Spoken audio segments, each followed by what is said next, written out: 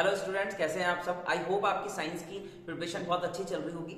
आज मैं आपके लिए जो क्वेश्चन लाया हूँ वो लाया हूँ साइंस में जो हमारा लाइट और इलेक्ट्रिसिटी है उसके न्यूमेरिकल्स। आज हम 5 मोस्ट इंपॉर्टेंट या रिपीटेड क्वेश्चन जो है आप कह सकते हैं उनकी हम यहाँ पर प्रैक्टिस करने वाले हैं। तो बिना किसी देरी के हम शुरुआत करते हैं न्यूमेरिकल्स की। 5 न्यूमेरिकल्स आज हम इस वीडियो में करने वाले हैं। तो आज का जो हमारा फर्स्ट क्वेश्चन है वो है find the equivalent resistance and find the current of each resistance. यहां पर हमें क्या करना है, यहां पर इक्विवेलेंट रेजिस्टेंस हमें पता करना है और इस पर करंट भी पता करनी है। तो इक्विवेलेंट रेजिस्टेंस के लिए अगर मैं जाऊंगा तो मैं ये देखूंगा कि ये वाला रजिस्टर और ये चारों के चारों रजिस्टर जो है वो पैरेलल में है। अगर हम इस डायग्राम को ऐसे घुमा दें तो आप देखोगे कि ये जो इसके एंड है दोनों वो एक दूसरे रजिस्टर के एंड से जुड़े हैं। तो ये कॉम्बिनेशन जो है वो पैरेलल है। और यहाँ पर वोल्ट कितना है, अगर मैं V की बात करूं तो V यहाँ पर है 3 वोल्ट। और रेजिस्टेंस की बात करेंगे तो R1, R2, R3 और R4 यहाँ पर आपके पास में 12 ओम के हैं। तो अब इसको अगर इक्विवेलेंट रेजिस्टेंस निकालना है और ये पैरेलल में है तो हम लिखते हैं यहाँ पर 1/Rp, क्योंकि हमें फॉर्मूला पता है 1/Rp होता है 1/R1 plus 1/R2 plus 1/R3 plus 1/R4। अब 1/Rp तो आपका एज इट इज रहेगा। यहाँ पे R1, R2, R3 और R4 की वैल्यू रखेंगे जो कि आपका क्या बनता है 1/12 प्लस 1/12 प्लस 1/12 प्लस 1/12। आप चाहें तो इसका 4 से भी मल्टीप्लाई करा सकते हैं, अदरवाइज एलसीएम लेकर भी इसका आंसर निकाला जा सकता है क्योंकि ये सारे के सारे सेम है। तो 1/Rp की मैं बात करूं तो ये मेरा बनेगा 4 × 1/12। 4 1 जा 4 आपका 4 बन जाता है और 4 3 जा आपका 12 बनता है। तो आपका जो 1/Rp आएगा यहाँ पर 1/Rp वो बनेगा आपका 1/3। और जब आप इसका रेसिप्रोकल करेंगे मतलब जब Rp की वैल्यू निकालेंगे तो आपको 3 ओम मिलेगा। तो इस तरीके से आप इक्विवेलेंट रेजिस्टेंस निकाल सकते हैं। अब यहाँ पर आपसे पूछा गया है कि ईच रजिस्टर में कितनी यहाँ पर आपके करंट फ्लो हो रही है। तो करंट की वैल्यू हम यहाँ पर ओम के लो से निकालेंगे। ओम्स लो कहता है V = IR और I की वैल्यू अगर निकालनी है तो वो बनेगी V/R। वोल्ट सब में सेम रहता है पैरेलल कॉम्बिनेशन में और I जो होती है वो डिफरेंस होती है। बट यहाँ पर रेजिस्टेंस जो है वो सारे के सारे सेम है। तो जो हम एक की वैल्यू निकालेंगे करंट की वही सभी की बन जाएगी। तो यहाँ पर I जब निकालने जाएंगे तो I बनेगा आपका V कितना है 3 है 12। और R की बात करेंगे तो R आपका 12 ओम बनेगा। तो यहाँ पर आ जाएगा 12। इस पर जब आप कट करते हैं सिंपली तो ये बनता है 1/4। तो आपकी करंट की वैल्यू आएगी 1/4 एम्पियर। अब इसको आप 1/4 भी लिख सकते हैं, अदरवाइज 0.25 के एम्पियर इसका वैल्यू आपकी हो जाएगी। तो इस तरीके से इस क्वेश्चन को करेंगे। ऐसे क्वेश्चन आपके बोर्ड के एग्जाम में देखे जा सकते हैं 2 मार्क्स में या 3 मार्क्स में, क्योंकि यहाँ पर 2 वैल्यू पूछ ली, एक तो इक्विवेलेंट रेजिस्टेंस पूछ लिया और दूसरा करंट पूछ लिया। तो ये इंपॉर्टेंट बनता है आपका। अब बढ़ते हैं हमारे सेकंड क्वेश्चन की तरफ। सेकंड क्वेश्चन है हमारे पास में size of an image an object by a mirror having a focal length of 20 centimetre. यहाँ पर हमारे पास में एक ऑब्जेक्ट है जो मिरर से फोकल लेंथ पर 20 सेंटीमीटर है। अगर मैं फोकल लेंथ की बात करूं मिरर के अंदर तो आपका जो f रहने वाला है वो 20 बनेगा। तो f = 20 सेंटीमीटर होगा। बट यहाँ पर आपका मिरर काम में ले रहे हैं तो मिरर के अंदर जो आपका f बनने वाला वो नेगेटिव में चलेगा। उसके बाद बात करते हैं is observe to be reduce to 1/3 of its size. इसका जो साइज है उसको आप 1/3 रिड्यूस करते हैं तो यहाँ पर जो मैग्निफिकेशन आएगा आपका बनेगा m = 1/3 बनेगा और ये माइनस में चलेगा क्योंकि आप रिड्यूस कर रहे हैं और माइनस में ही साइन आता है। उसके बाद अगर बात करेंगे तो यहाँ रहता है at what distance the object has been placed from the mirror. Mirror से कितने डिस्टेंस पर ऑब्जेक्ट रखा जाएगा, मतलब हमको u निकालना है। अगर हम मैग्निफिकेशन की बात करें तो मैग्निफिकेशन हमारा बनता है -v/u और ये आपका यहाँ पर दे रखा है -1/3। ये माइनस से माइनस कट हो जाएगा। और अगर मैं u की बात करता हूँ या फिर मैं v निकाल देता हूँ, यहाँ से v निकालूंगा तो वो मेरा बनेगा u/3। ठीक, ये चीज आ गई। अब यहाँ पर हमें पता करना है कि कितने प्लेस्ड पर वो रखा जाएगा, मतलब u पता करना है एक तरीके से। तो यहाँ पर मिरर फॉर्मूला जो होता है वो होता है 1/f = 1/v प्लस 1/u। इसमें हम वैल्यू पुट करेंगे। सिंपली अगर f की बात करें तो -20 है तो हमने यहाँ पर लिखा 1/-20। 1/v की बात करोगे तो v आपका एज इट इज यहाँ पर निकलेगा u/3। तो u तो नीचे आएगा और 3 आपका ऊपर चला जाएगा रेसिप्रोकल होके प्लस 1/u। तो u फाइंड करना है एट द एंड में यहाँ से तो अगर हम यहाँ पर u का एलसीएम लेते हैं तो यहाँ बनता है हमारा 1/-20 इक्वल टू u, और u बन जाएगा ऊपर 3+1। एलसीएम लेने पर हमको 3+1 मिलेगा। इसके बाद हमें क्या करना है, हम इसका क्रॉस मल्टीप्लाई कराएंगे, तो u तो हमारा 1 से मल्टीप्लाई होगा तो u बनेगा, और 3 और +1 हमारा 4 बन जाएगा। 4 जब -20 से मल्टीप्लाई होता है तो माइनस का 80 सेंटीमीटर। तो ये डिस्टेंस हमारी ऑब्जेक्ट की आ जाएगी, मिरर से ये इतने डिस्टेंस पर हमारे रखा गया है।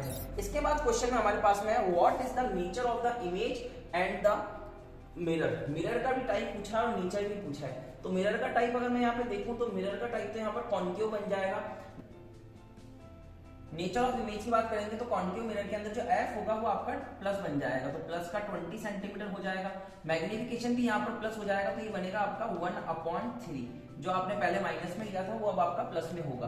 प्लस में होगा तो मैग्निफिकेशन हमारा क्या होता है, वो होता है हमारा v/u। तो यहाँ से अगर v निकालेंगे आप तो v बनेगा आपका u/3। और जब आप इसके लिए जब आप इसमें मिरर फॉर्मूला लगाएंगे 1/f equal to 1/v plus 1/u, तो जब आप इसे कैलकुलेट करेंगे आगे तो आपका जो u की वैल्यू आएगी वो आपके पास में आती है -40 सेंटीमीटर। 40 सेंटीमीटर आने के कारण आप क्या बोलेंगे, यहाँ पर जो इमेज फॉर्मेशन हो रहा है वो किस तरीके का होगा, वो एक तो इरेक्ट होगा, डायमेंस्ड होगा और वर्चुअल होगा। तो ये आपके इमेज का रहने वाला है और ये आपका टाइप हो गया मिरर का। तो कॉन्केव मिरर यहाँ पे काम आ रहा है, और नेचर ऑफ इमेज आपका ये रहेगा इरेक्ट, वर्चुअल एंड डायमेंस्ड। इस तरीके से आप इस क्वेश्चन को कर सकते हैं। लेंथी क्वेश्चन नहीं है, आसान है, थोड़ा सा ट्रिकी है। यहाँ पर दो चीजें आपको निकालनी है। पहले आपको यहाँ पर ऑब्जेक्ट की डिस्टेंस निकालनी है मिरर से, और उसके बाद में जो इमेज बन रही है उसका आपको यहाँ पर नेचर बताना है, और विच टाइप का इमेज, विच टाइप का मिरर आपके यहाँ पर काम आ रहा है वो भी आपको बताना है। तो इस तरीके से आप इस क्वेश्चन को करेंगे। अब हम बढ़ते हैं हमारे थर्ड क्वेश्चन की तरफ। अब आपका जो थर्ड क्वेश्चन आता है वो है convex lens form a real and inverted image of a needle at a distance of 50 centimetre. अगर मैं यहाँ पर कॉन्वेक्स लेंस की बात करूं तो कॉन्वेक्स लेंस कुछ इस तरीके का होता है, और यहाँ पर इस तरफ आपकी क्या बनती है, इमेज बनती है। और इमेज है आपकी एक तो इरेक्ट और साथ ही साथ में इन्वर्टेड, ठीक है ना, रियल है और इन्वर्टेड है, सॉरी। तो अगर इमेज की बात करेंगे तो इमेज इस तरह बनेगी, तो डिस्टेंस जो ली जाएगी वो v ली जाएगी, तो v आपका पॉजिटिव रहेगा, क्योंकि प्रिंसिपल एक्सिस की जब हम डायरेक्शन में चलते हैं तो हमारी जो भी मेजरमेंट हम लेते हैं वो पॉजिटिव लेते हैं। तो v यहाँ पर बनेगा प्लस का 50 सेंटीमीटर। और उसके बाद ये बोलता है where is the needle be placed in the front of the convex lens if the image is equal to size of the object. अब ये बोलता है कि किस तरफ ऑब्जेक्ट को रखा जाएगा, जो निडल है उसको कहां रखा जाएगा। तो ऑब्जेक्ट आपका इस तरफ रहने वाला है, ऑब्जेक्ट इस तरफ रहने वाला है, और आप इस तरफ डायरेक्शन लेंगे तो ऑब्जेक्ट आपका नेगेटिव बनेगा। तो यहाँ पर इमेज और ऑब्जेक्ट की हाइट आपको सेम दे रखी, तो यहाँ पर मैग्निफिकेशन लेंगे, m होता है h'/h, और इसे हम लिखते हैं -v/u। ये दोनों हाइट सेम हो जाए, मतलब h' h के इक्वल हो जाए। अगर h' जो है आपका वो h के इक्वल हो जाएगा तो ये आपस में कट जाएंगे, कट कर 1 आएगा, तो 1 इक्वल टू रहेगा -v। v कितना है आपके पास में 50, और u कितना है यहाँ पर, u तो आपको पता करना है। u को जब आप इस 1 से मल्टीप्लाई कराते हैं तो u की वैल्यू आती है -50 सेंटीमीटर।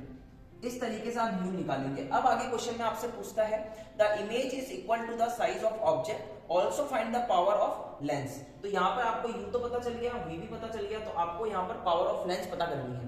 पावर ऑफ लेंस पता करने के लिए आपको पहले फोकल लेंथ पता करनी पड़ेगी। तो आप यहाँ पर सिंपली लेंस फॉर्मूला लगाएंगे। लेंस फॉर्मूला होता है 1/f equal to 1/v minus 1/u। इसमें जब वैल्यू पुट करते हैं तो 1/f तो एज इट इज रहेगा, 1/v, और v की वैल्यू हमारे पास में 50 सेंटीमीटर है, तो ये बनेगा हमारा 1/50 माइनस 1 और u की वैल्यू है -50, तो ये -50 यहाँ पुट करेंगे। अगर इसे हम निकालते हैं तो 1/f बनता है 1/50, माइनस माइनस प्लस हो जाएगा तो 1/50। जब यहाँ से फोकल लेंथ निकालेंगे तो 1/f इक्वल टू बनेगा, ये सिंपली आपके ऐड हो जाएंगे तो ये 2/50 बनेगा, और जब इसको काटते हैं तो ये 25 आता है। रेसिप्रोकल करेंगे तो f की जो वैल्यू आएगी वो आएगी आपके पास में 25 सेंटीमीटर। अब आप एक चीज ध्यान रखिए कि आप जब पावर ऑफ लेंस निकालते हैं तो वो हमेशा डायरेक्टर में निकलता है, और डायरेक्टर की यूनिट जो होती है वो 1/मीटर होता है। तो पहले इसको मीटर में कन्वर्ट करेंगे। अगर इसको मीटर में कन्वर्ट करते हैं तो आप 100 से डिवाइड करेंगे तो ये f बन जाएगा आपका 0.25 मीटर। इस तरीके से आपका ये f आएगा। पावर निकालनी है, पावर होता है 1/f, वैल्यू पुट करेंगे f की तो ये बनेगा 0.25, और पॉइंट हटाएंगे तो ऊपर लगेंगे 00, और जब इसको काटते हैं 25 से तो 4 टाइम चला जाता है, तो 4 डायोप्टर आपकी यहाँ पर यूनिट आ जाएगी। तो आपका जो पावर आने वाला है वो यहाँ पर 4 डायोप्टर आ जाएगा। इस तरीके से आप इस क्वेश्चन को कर सकते हैं। क्वेश्चन क्या था मैं फिर से समझा देता हूँ। कॉन्वेक्स लेंस से जो इमेज बनती है वो आपकी 50 सेंटीमीटर के डिस्टेंस पर बनती है, और अब आपको बोला गया है कि इमेज और ऑब्जेक्ट की हाइट क्या है, सेम है। सेम होने के कारण आपका एच डैश और एल जो होगा वो दोनों सेम हो जाएंगे, तो आपस में कट हो जाएंगे, 1 आ जाएगा। अब आपको बोलता है कि लेंस से ऑब्जेक्ट की डिस्टेंस कितनी है ये फाइंड करनी है, तो आपने सिंपली क्या किया, यू फाइंड कर लिया यहाँ से -50 सेंटीमीटर। फिर आपसे पूछता है पावर ऑफ लेंस, तो पावर ऑफ लेंस के लिए आपको एफ निकालना पड़ेगा। एफ निकालने के बाद में उसको आपने मीटर में कन्वर्ट किया, और फॉर्मूला होता है पावर का P = 1/f। यहाँ पर जब वैल्यू पुट करेंगे तो 4 डायोप्टर आपकी पावर आएगी लेंस की। इस तरीके से आप इस क्वेश्चन को कर सकते हैं। अब हम बढ़ते हैं हमारे फोर्थ क्वेश्चन की तरफ। फोर्थ क्वेश्चन है हमारे पास में, the electric refrigerator rated 400 what operate 8 hours a day. यहाँ पर एक रेफ्रिजरेटर है जो कि कितने वॉट पर काम करता है, 400 पर, तो ये इसकी पावर हो जाएगी। तो P = आपका होगा 400 वाट, और यहाँ पर ये कितने आवर्स काम करता है पर डे में, ये काम करता है 8 आवर्स, तो यहाँ पर टाइम कितना आ जाएगा, 8 आवर्स। ठीक, इसके बाद आगे क्वेश्चन में कहता है the cost of the electrical energy is 5 rupees per kilowatt hour. यहाँ पर जो कॉस्ट लगती है, जो कॉस्ट है यहाँ पर, जो पैसा आपका लगता है किलोवाट आवर का, 1 किलोवाट आवर का पैसा कितना लगता है, 5 रुपीज। 5 रुपीज की आपकी कॉस्ट आती है 1 किलोवाट पर, 1 किलोवाट आवर पे। ठीक है, उसके बाद ये बोलता है द रेफ्रिजरेटर फॉर 1 डे, तो आपको find the cost of running refrigerator in 1 day. 1 day में पता करना है कि कितना रेफ्रिजरेटर पर खर्चा आता है। तो आप देखिए किस तरीके से करेंगे। यहाँ पर आपको अगर खर्चे की बात करनी है, कॉस्ट निकालनी है, तो यहाँ पर एनर्जी निकलेगी। अगर मैं एनर्जी की बात करता हूं तो एनर्जी तो होती है मेरी E होती है, बहुत सिंपल है, P × T। फॉर्मूला आपको पता होगा, एनर्जी का फॉर्मूला था पावर × टाइम। पावर कितना है यहाँ पर 400 × टाइम। टाइम यहाँ पर 8 आवर कंज्यूम होता है। तो यहाँ पर जब इसको सॉल्व करेंगे तो यहाँ से एनर्जी आएगी आपकी 3200, और ये जो एनर्जी रहने वाली है ये किसमें रहेगी आपकी, ये आपकी वॉट आवर में रहेगी, क्योंकि आपने पावर का वॉट और टाइम का आर आ गया। अब लेकिन यहाँ पर जो आपको कॉस्ट दे रखी है वो किलो वॉट आवर की दे रखी है, तो पहले हमको इसको किलो में कन्वर्ट करना पड़ेगा। जब इसको किलो में कन्वर्ट करेंगे तो हम इसको 1000 से डिवाइड करेंगे। 1000 से डिवाइड करने के कारण क्या होगा, जब आप इसको 1000 से डिवाइड करते हैं तो 00 से 00 चलेगा, और एक 0 यहाँ पर आएगा तो ये पॉइंट लग जाएगा। तो 3.2 किलोवाट आवर ये आपकी एनर्जी एक दिन में कंज्यूम होती है। अब ये कहता है कि कॉस्ट निकालनी है, तो 1 किलोवाट आवर की कॉस्ट 5 रुपीज है, और हम इतना कंज्यूम करते हैं एनर्जी। रेफ्रिजरेटर कितना कंज्यूम करता है, 3.2 किलोवाट आवर। तो यहाँ पे हम लिखेंगे कि 1 किलोवाट आवर की कॉस्ट कितनी है, 5 रुपीज। तो हमें तो इतना खर्च करना है 3.2 किलोवाट आवर, तो उसकी कॉस्ट कितनी आएगी, हम सिंपली इसको क्या करेंगे, मल्टीप्लाई करा देंगे। और जब इसको मल्टीप्लाई कराते हैं 3.2 को 5 से, तो हमको यहाँ पर 16 रुपीज मिलता है। तो 16 रुपीज की हमारे यहाँ पर कॉस्ट पर डे में आती है अगर हम रेफ्रिजरेटर का इस्तेमाल करते हैं। आसान क्वेश्चन था, 2 मार्क्स में एग्जाम में पूछा जा सकता है, एमसीक्यूज में भी आ सकता है। तो इस तरीके से आप इस क्वेश्चन को करेंगे। अब जो हमारा 5th क्वेश्चन है वो भी हमारा एनर्जी पर बेस्ड है, तो हम बढ़ते हैं हमारे 5th क्वेश्चन की तरफ। अब जो हमारा 5th क्वेश्चन है, an electric motor take 5 ampere from a 220 volt line. यहाँ पर आपके करंट जो फ्लो होती है आई, वो कितना है 5 एम्पियर, और यहाँ पर लाइन कितनी है, वोल्ट की, कितने वोल्ट की है, 220 वोल्ट की। 220 वोल्ट की लाइन में एम्पियर कितना आता है, 5 एम्पियर आता है। Determine the power of the motor and the energy consumed in 2 hours. यहाँ पर आपको 2 चीजें बतानी है, एक तो आपको बताना है पावर, तो एक तो आपको पावर बताना है, और एक आपको एनर्जी बतानी है। और ये कितने टाइम में बतानी है, ये आपको बतानी है 2 आवर्स में, कि 2 आवर्स में ये कितनी एनर्जी और कितनी पावर को कंज्यूम करता है। आसान क्वेश्चन है। अगर मैं पावर की बात करूंगा तो P जो होता है मेरा, वो होता है मेरा VI। तो P = VI, तो V की वैल्यू है आपके पास में 220, I की वैल्यू आपके पास में 5। आप सिंपली जब इसको मल्टीप्लाई कराते हैं तो ये आपको मिलेगा 1100 वॉट आपकी पावर यहाँ पर कंज्यूम होती है।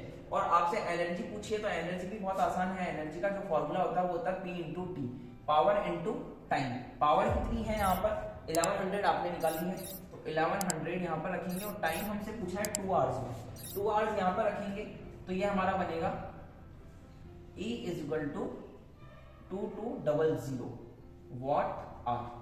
पर आप इसको चाहे तो किलोवाट में भी कन्वर्ट कर सकते हैं। अगर चाहें तो किलोवाट में करने के लिए आपको 1000 से डिवाइड कराना पड़ेगा। 1000 से अगर आप इसको डिवाइड कराते हैं तो 00 से 00 गया, एक पॉइंट यहाँ लगेगा, तो 2.2 किलोवाट आवर। इतनी एनर्जी आपकी कंज्यूम होती है जब आप 2 आवर्स के लिए इस डिवाइस को क्या करते हैं, इस इलेक्ट्रिक मोटर को चलाते हैं। तो इस तरीके से आप ये क्वेश्चन कर सकते हैं। ऐसे ही 5 मोस्ट इंपोर्टेंट क्वेश्चन न्यूमेरिकल के मैं और ले आऊंगा आपके लिए, और वीडियो लाता रहूंगा, कंसेप्चुअल वीडियो लाता रहूंगा। तब तक हमारे चैनल से जुड़े रहिए। Thank you so much.